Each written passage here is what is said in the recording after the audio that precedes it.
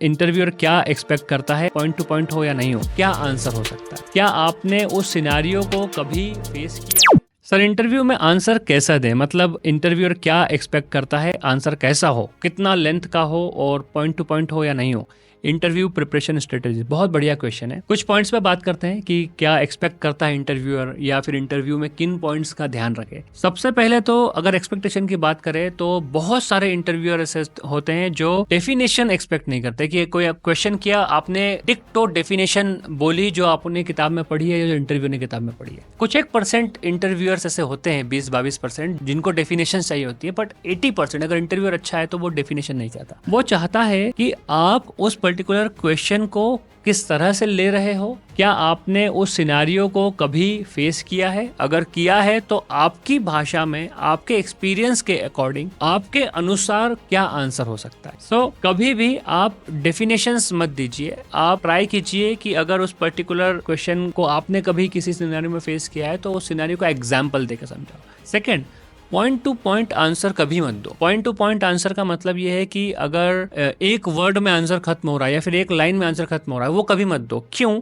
क्योंकि बहुत सारे इंटरव्यूअर्स ऐसे होते हैं, मैंने भी बहुत सारे इंटरव्यू लिए अपने लाइफ में। मैं कभी प्रिपेयर नहीं करता इंटरव्यू लेने के लिए, मैं क्वेश्चंस देखता नहीं हूँ गूगल पे, मैं क्वेश्चंस याद नहीं करता। मैं जब इंटरव्यू लेने बैठता हूँ तो सबसे पहला क्वेश्चन पूछता हूँ, can you tell me something about yourself. अब वो जो कहता है बंदा, उस पे ही क्वेश्चन आता है, ठीक है। उस पे मैंने क्वेश्चन पूछा, उसका जो आंसर दिया उस आंसर पे क्वेश्चन बनता है। तो अगर आप पॉइंट टू पॉइंट आंसर दे रहे हो तो इंटरव्यूअर को सोचना पड़ेगा अगला क्वेश्चन क्या पूछूं, और होगा ये कि आपने एक पॉइंट टू पॉइंट आंसर दिया, उसने अगला क्वेश्चन सोच के बोल दिया। ऐसे उसने 2-3 क्वेश्चन सोचे, उसके बाद उसे क्वेश्चन ही समझ में नहीं आएगा कि मैं अगला क्या पूछूं, क्योंकि उसे तो पता ही नहीं कि क्वेश्चंस क्या पूछे जाने चाहिए, उसने कभी क्वेश्चंस याद नहीं किए। इस केस में क्या होगा कि हो सकता है कि इंटरव्यूअर आपको बोल दे कि ठीक है, let's end the interview and HR will get back to you. But अगर आप आंसर को इलैबोरेट कर रहे हो, एक्सप्लेन कर रहे हो, सिनारियोज दे रहे हो जो आपने फेस किए, तो आप जो बोल रहे हो उसी में से क्वेश्चन निकल गया। एग्जाम्पल देता हूँ, सिंपल सा एग्जाम्पल देता हूँ। इंटरव्यूअर ने पूछा व्हाट इज जावा, आपने कहा जावा is a software development language, बात खत्म हो गई। अब इसमें कोई नया क्वेश्चन बनता ही नहीं है।